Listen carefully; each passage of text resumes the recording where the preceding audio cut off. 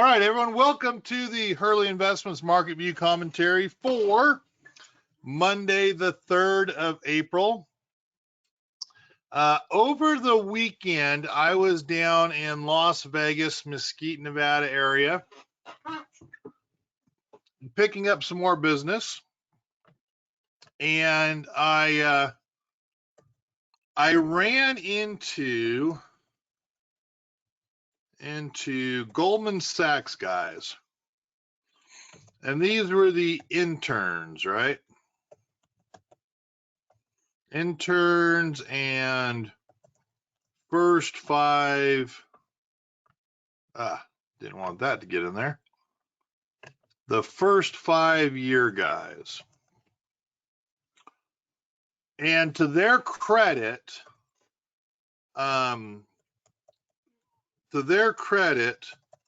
they couldn't believe what I was doing. And they couldn't believe what I was doing because you don't have the team around you. You don't have the resources. You don't have the money to buy leads. You don't have the building, the name. It was pretty neat to sit around these guys, and all of them asked me the same question.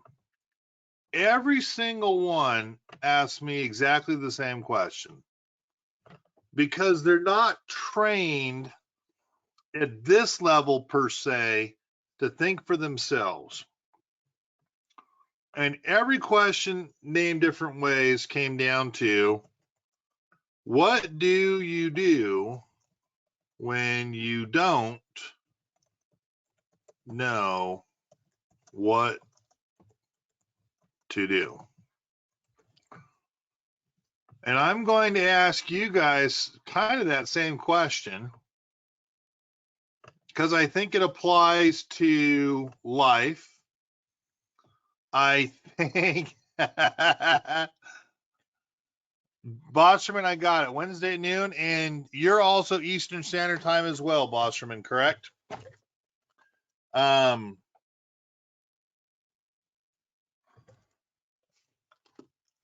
can I read? No, thank you, Jim. I won't read what Maud put in there, but if I was to ask you, if you don't know what to do in life, if you don't know what to do in the stock market, what do you guys do?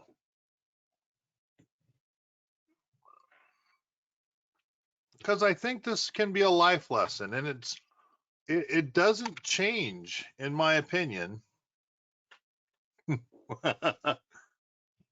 If you don't know what to do, what do you do? William, that's cheating. William just said, I go to you. That's interesting. That's kind of funny. Wow, and there we go. We have a couple great answers here. Go back to the basics. I've definitely done that one, right? In fact, Maud put and go from there. It works in medicine too. You go back to the basics, right? Russ, more research. And I think that's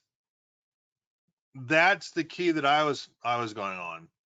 If I don't know what's going on in the market, kind of scary to be talking to you guys, right? I definitely do more research, and I go to protection.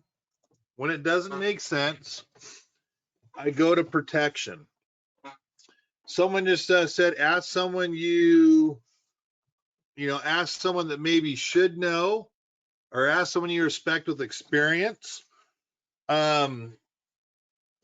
It's interesting because that definitely, some that might have more experience could definitely lend you to past history, which if you're doing your research, you'll kind of know some of that already.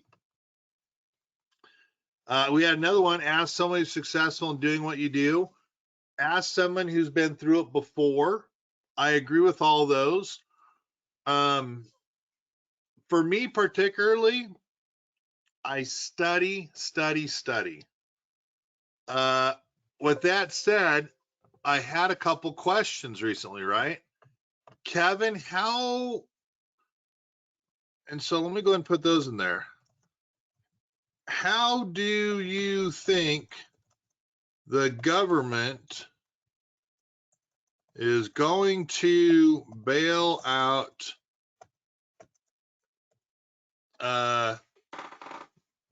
Silicon Valley Bank? And I did the research. I was like, well, they're going to bail them out. And it's, the number's not 25 billion. It's 280 billion. And the other one was like 340. So I researched it, and I found what, 480 billion so far, and there's more coming. Pretty interesting conversation. I got to text Russ Kramer over the weekend, and my comment was, I need to start putting money to work for you. Money's come over. And his question back at me was, but don't you think, no, but did you change your mind on April?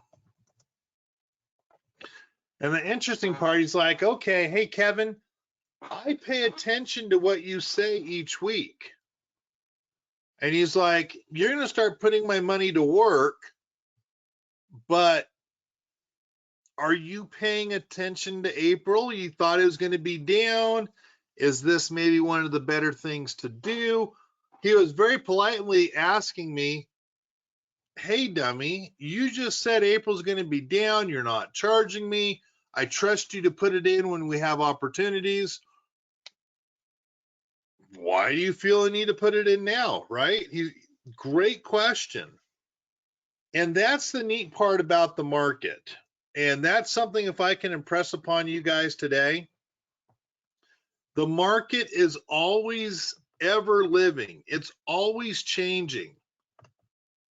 What I might say tonight will change tomorrow morning if this, and this happens. I'm giving you my expectations for the week. Everything I can expect tonight might do a 180 tomorrow. And the beauty of what we do is if we're nimble, we can run without protection on most positions the last 3 days of last week. And then today, get protection back on, right? So that's how we were looking at doing things. And it was interesting because really Russ was saying, hey, you think April's going to be a down month? I do. We have inflation. We still have hikes. We have earnings coming up. The first quarter didn't seem to be all that good for GDP, durable goods, retail sales. There's a lot of things I can tell you why April won't look very good. But the last 3 weeks,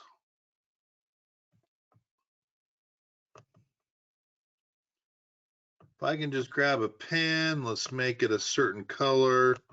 I'm just going to choose black because that'll work. In all reality, we kind of look pretty bad, right? We start off a week down and it came back up, basically flat. Had another week. I think this week we were up like 17th, maybe a 10th. I don't remember exactly. The next week, we're up, but we're only up like a quarter point. And it finishes right here. And then last week, we finally got like a 2% up week. So for 3 weeks, looking at a chart, we have an upward trend. It's a very tight upward trend. Yes, the S&P is bullish.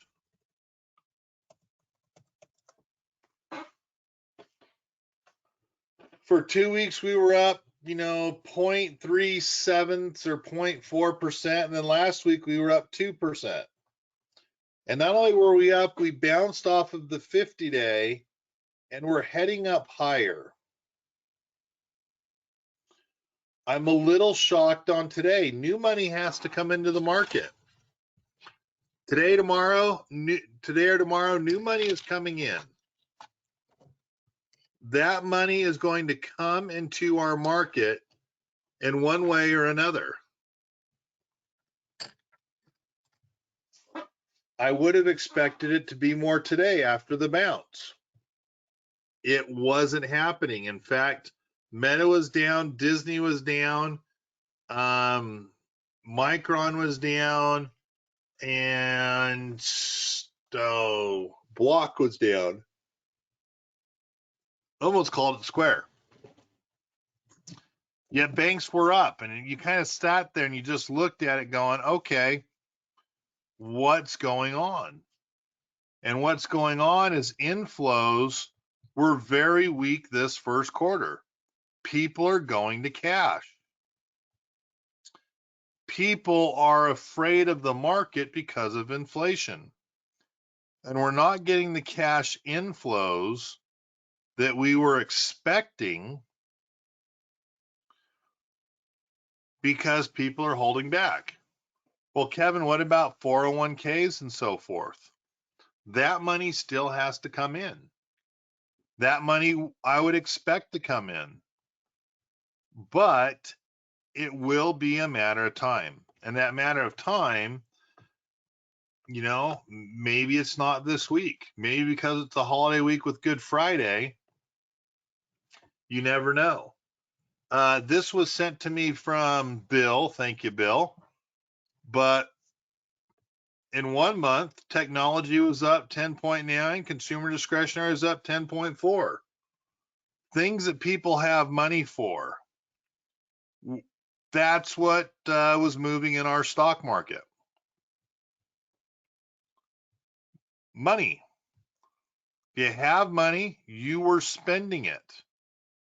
It literally was that simple. Technology, consumer discretionary. Utilities, consumer staples were half of what technology and consumer discretionary was.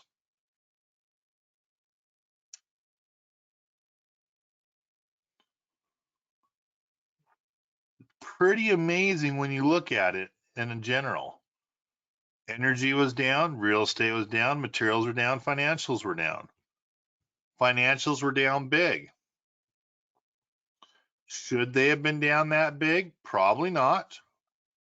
The reason why they were down that big, well, we were having a problem with some banks. Look at the 3-month. Since the beginning of the year, technology was up 21.3%. NASDAQ still moving forward, right? That's what we're seeing. NASDAQ still moving forward. Consumer discretionary, 20.1%, still moving forward. Utilities was down. And if you can see where I'm looking at, 4.9%. Consumer staples, high inflation, people weren't buying what they wanted. S&P was as high as 7.2. It's not anymore. Consumer, boy, that's 2 consumer discretionaries there. I need to take a look at what that is. Healthcare down, industrial goods was up, energy down, real estate slightly up, materials slightly up, financials down. Going back 12 months, technology fared okay. SPY, as I did my research on that, that number is not correct. If I'm looking at the Gorilla's market review, he missed it. He didn't add correctly for what happened at the beginning of last year. He missed it. But just some interesting things to look at. I'm primarily not a fan of education. And I'm not a fan of education because you can fake your results. But he proves a point that looking at individual stocks is primarily what we're going to have to do for the next decade if we truly are interested in making some money. And where I'm going at with that, I brought an article in here. I'm going to make you all sick again. Sorry about that. I found an interesting article from, not that one, Bank of America's model with a good track record, 500 annual, predicts S&P 500 annual return for the next decade. And really, they're calling for 7% annual, 5% return. That's including adding the 1.79% for dividends. We're being told for the next 10 years, the market is going to be tough. It's going to be hard. It's going to not have the same growth because we haven't had the same quantitative easing, nor have we given our markets time to roll through those opportunities. So the short answer is the only way that you're going to be expected to beat the S&P or to make some money that's, let's how I say it, it's going to make some money that's going to be more important than a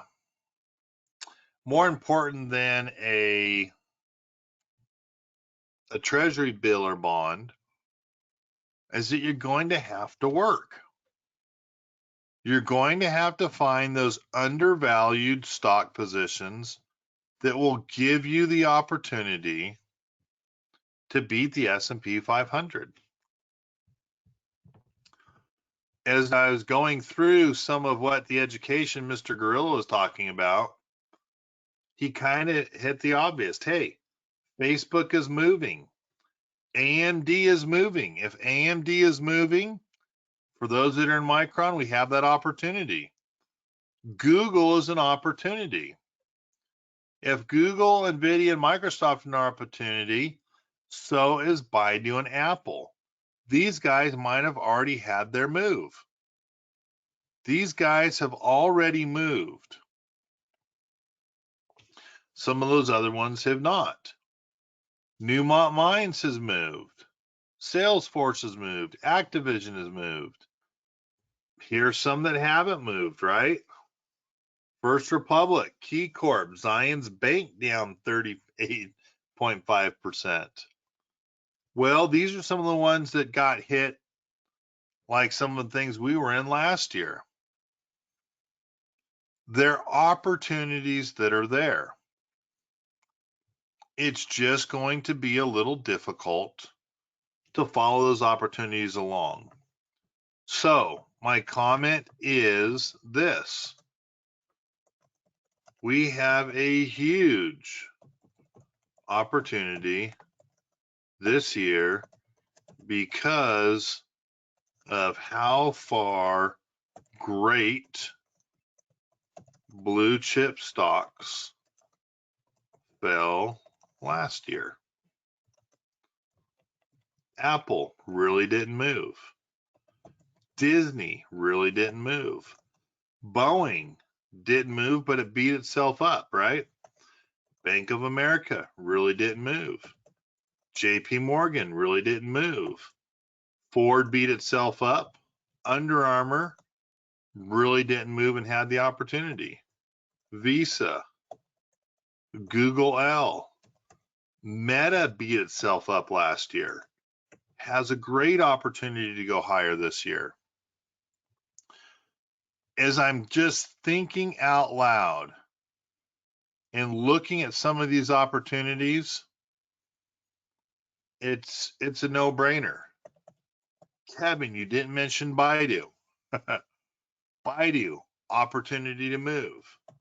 Costco, opportunity to move.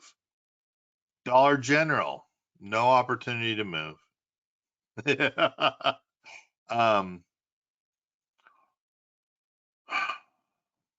As I'm just kind of going through, Lockheed Martin, a rather expensive one. Good opportunity to move higher. Micron, huge opportunity to move higher. Square, huge opportunity to move higher. Target, a little more expensive, huge opportunity to move higher. We have some positions here that might be really neat positions to look forward to in the next little while. Does it mean they're going to come back significantly? No, it doesn't. And it's interesting because as I was looking at Mr. Educator, Guerrilla Trades, right? And this might have come out a little bit. Zion in the last year has lost like 54, 55%. Key Corp in the last year has lost over 50%. First Republic that lost 88.2%. Kind of scratched my head there because I don't have it as much. It's like, hey, when are you looking at these numbers and how accurate are they? Because they sometimes don't add up. But what does add up is there is a huge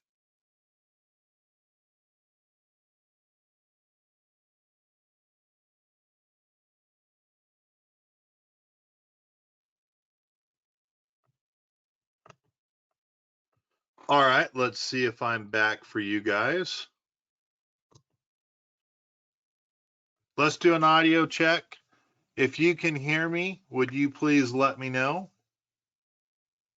If you guys can still hear me, would you please let me know? Thank you. Wow. So we're fighting some snow out here. We just had our power go off and come back on again. That's what that little blip was that you guys just saw there. Good thing we have a wood burning stove. That's all I'm going to say, right? All right. Where I was going at with this is that we have a huge opportunity this year, and I think it's going to come with a lot of research. It's going to come with a lot of research to make sure what we're in has the opportunity to come back and to research some new opportunities going into this year. So that's what we're looking for as we're going through a lot of this. But when you don't know, when it really comes down to, when you don't know what's going on, you've got to spend your time doing the research. And that, I think, is where we were all going earlier, right? Go back to the basics, do more research, ask someone that might know, spend that time figuring out what has that opportunity to move, and you've got to be nimble. In today's market, you have got to be nimble. I do like that a bunch of you are following your portfolios going, hey, Kevin, it seemed like last week you were taking some protection off as we ran through the end of the week. Also good to see that our market was obviously up the beginning of this week as well. Okay, so here we go. Big picture hasn't changed from last week, so I'm not going to go over this. Where will our markets end this week? I've got to follow the trend, right? And the trend says higher. We're bullish on the Dow. We're bullish on the S&P. We are bullish on the NASDAQ. The problem is we're getting close to being overbought. The other problem that we're dealing with, which could also be a little bit of an issue, is the fact that we're going to enter some earnings season here shortly. And more importantly, how am I going to say this? I'm just going to hold my tongue. Just because I see this week going up, it's a holiday week. Good Friday is this Friday. The stock market will be closed. We probably will be overall down for April. We'll be down overall because we will have some kind of tax selling, most likely that will happen. We also will see the beginning of an earnings season, which with the GDP numbers, the retail sales numbers, the durable goods numbers, we should not have a really good first quarter by way of earnings. The good news is it might reset the expectations for the back end of the year with people's, how would I say this?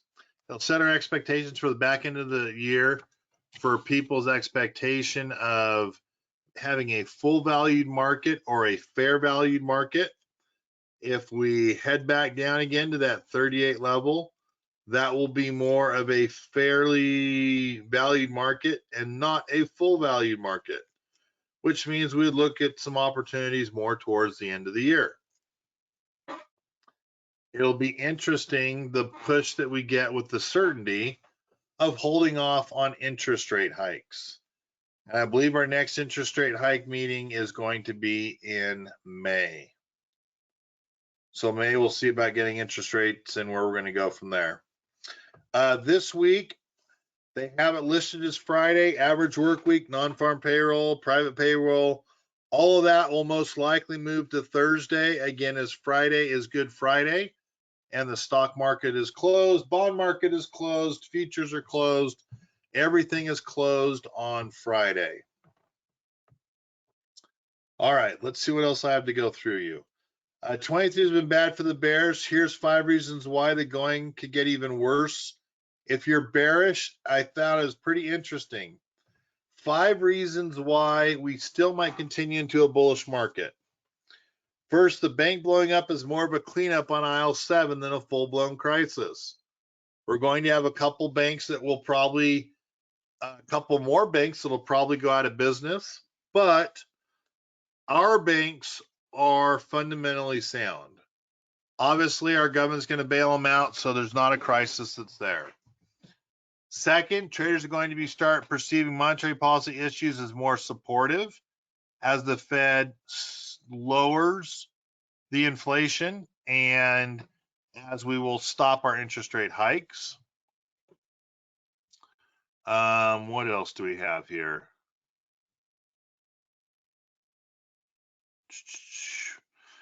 The S&P just recorded 2 positive quarters when we're expecting to see it negative, and that's just a historical trend there. It'll be interesting to see where we end up. I mean, that's the short answer. We'll see where we end up. They do think speculating positioning remains overly bearish. I don't know how you define if it's overly bearish, but really, the stock market is just moving off of 50-day support levels and off of 200-day support levels. And it really is that simple. It's that simple to understand where we're going and why. All right. Interesting for those that may not have realized that, Virgin Orbit is bankrupt and out of business.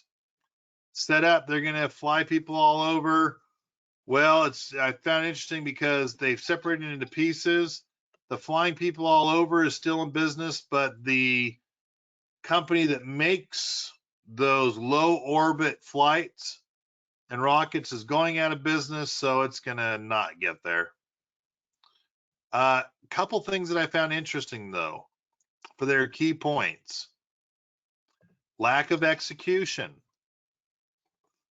CEO's responsibility, right? Lack of execution, a reason why companies fail.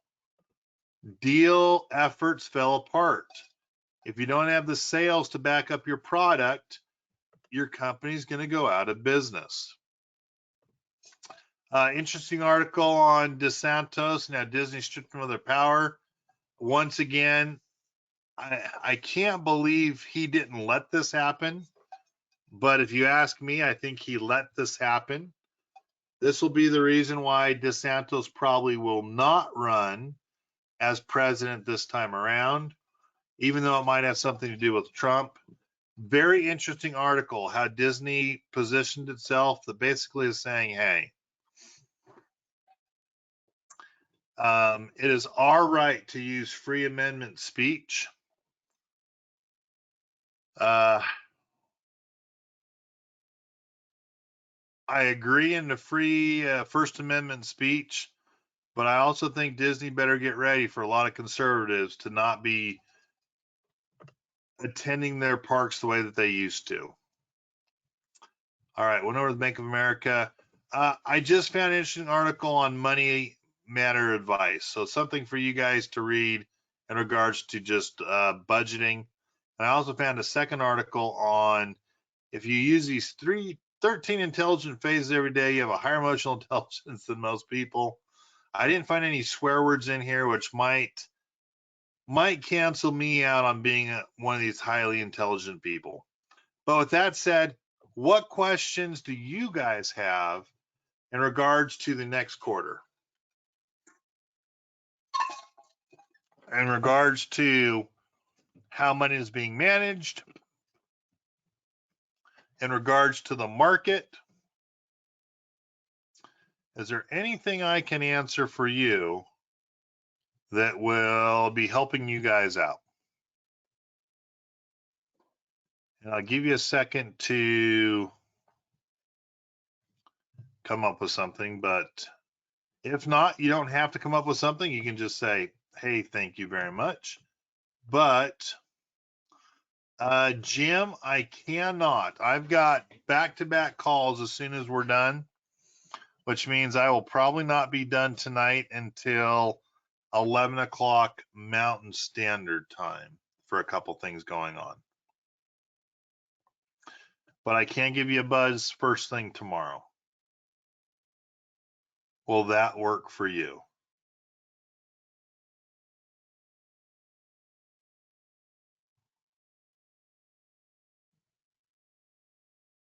Thank you, sir. Or you can text me. I just won't tell the other people that I'm texting while I'm talking to them on the phone as well. All right. Well, hey, I don't see any questions coming in. I do hope this was helpful for you, just a little understanding of where you're going. And William, to respond to your comment,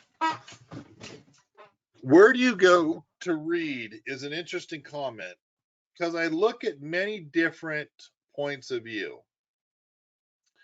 So when it came to the bailout, I read the government statements, I read the Fed statements, I read the bank statements, I read all kinds of stuff that was out there. It took digging to find the numbers. If you look at last week, it took some digging to find the numbers to figure out if I was right, if that money was going to be a QE, a bailout, if it was going to come from the Fed. It just didn't add up that somehow 25 billion when you just had 100 billion run on the company. The numbers just didn't add up. So I had to keep going looking at the future at what possibly can bail out those banks, with probably a couple more coming down the road. And we found it in the Fed budget is there back up to $9 trillion. So hopefully that answers your question there, William. And a very good question here. Do you think the market will be flat for the next quarter? If so, how will you deal with it? Yes, I do think the market's going to be flat for the next quarter. And how we're going to deal with it is looking at some of these positions that have already been down that probably should not go down any farther. Apple is Apple is bucking the market trend this year. Boeing is bucking the market trend this year. Visa, Meta, Baidu, all bucking the market trend this year. So really, when you ask what am I going to do, I'm going to look at our core holdings and make sure calculation-wise that those opportunities are still there. Well, Kevin, you didn't mention Disney. I'm not sure about Disney, even though it's one of our core holdings. Will they get their movie lineup out there to create a cash cow in their business again? Kevin, you didn't mention Bank of America, JP Morgan. Those two might be heading down with the banking system in general. If we do see some things like those three really starting to tank, we're going to double up on those long puts, those protection, so we make up more on the way down than the stock is going to lose. If you notice, technology was moving and outpacing the market for the last quarter, and doing so pretty significantly. We'll probably shift, because we do have a lot of you have cash on hand.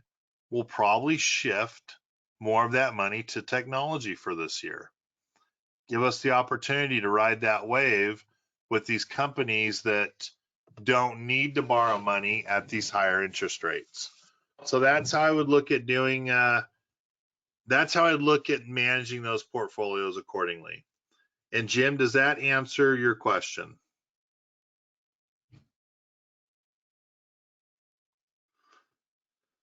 All right. Will Baidu get its cloud interface issues resolved? My answer is yes. And the short answer is I don't know if it is such, how would I say this? I don't know if the Baidu cloud interface issues are real or if they're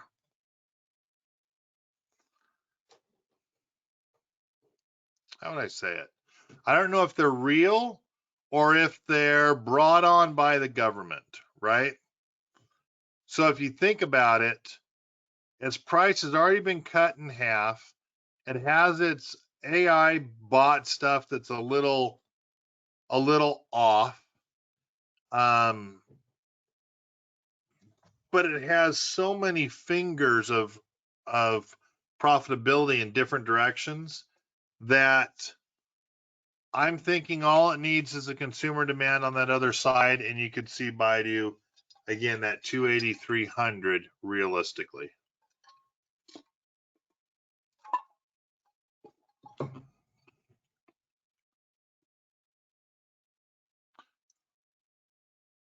So I think the bot problem, the AI bot, is more of an issue than cloud interface. And I also think, Jim, that the cloud interface is more of an issue with the government, but all of it doesn't matter with consumer demand. Kohler, does that answer your question there? And William, you haven't said if I answered your question either there.